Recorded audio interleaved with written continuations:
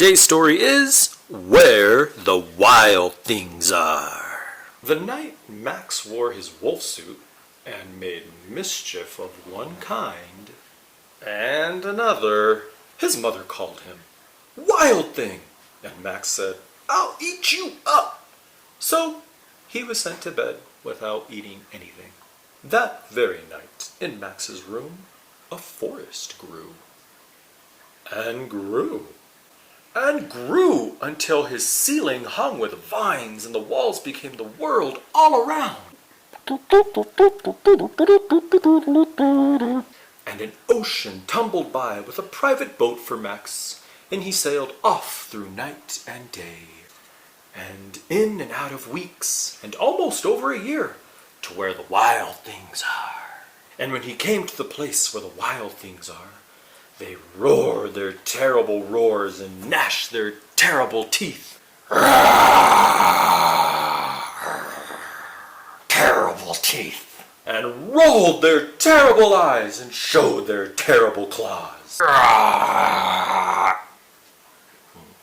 need to work on my terrible claws. I don't have any. Till Max said, "Be still!" and tamed them with the magic trick of staring into all their yellow eyes without blinking once, and they were frightened and called him the most wild thing of all. No blinking. And made him king of all wild things. "And now," cried Max, "let the wild rumpus start!" Ooga chaka, ooga chaka, ooga, ooga, ooga chaka, ooga chaka, ooga chaka, ooga, ooga, ooga chaka.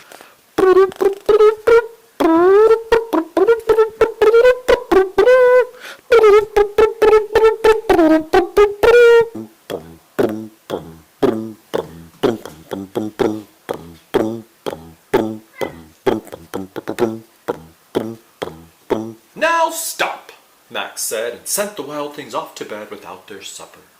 And Max, the king of all wild things, was lonely and wanted to be where someone loved him best of all. Then all around, from far away across the world, he smelled good things to eat.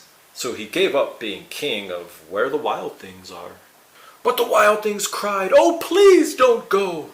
We'll eat you up. We love you so." And Max said, "No." The wild things roared their terrible roars and gnashed their terrible teeth and rolled their terrible eyes and showed their terrible claws. But Max stepped into his private boat and waved goodbye and sailed back over a year and in and out of weeks and through a day and into the night of his very own room, where he found his supper waiting for him. And it was still hot. Old Max did something not so smart and got his supper taken away from his mom. Sometimes we don't do the smartest of things, and we make choices, and there are consequences to our choices. Maybe like Max and having to go to bed without his dinner.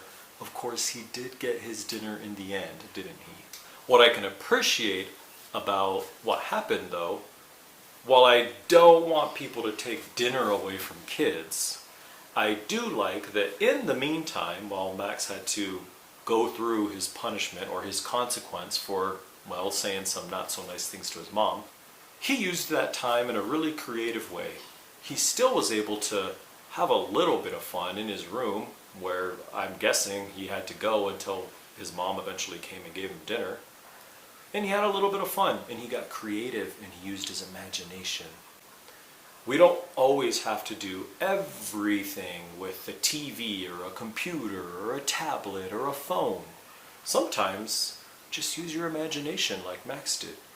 Take a trip to some faraway land where the wild things are, or wherever you want to go. You may just learn that there's a whole crazy, fun, and exciting world waiting for you. And it's all right here. And I think you'll see in the end, it all works out. Like it did for Max. Hope you enjoy Where the Wild Things Are. Ooga chaka, ooga chaka, ooga chaka.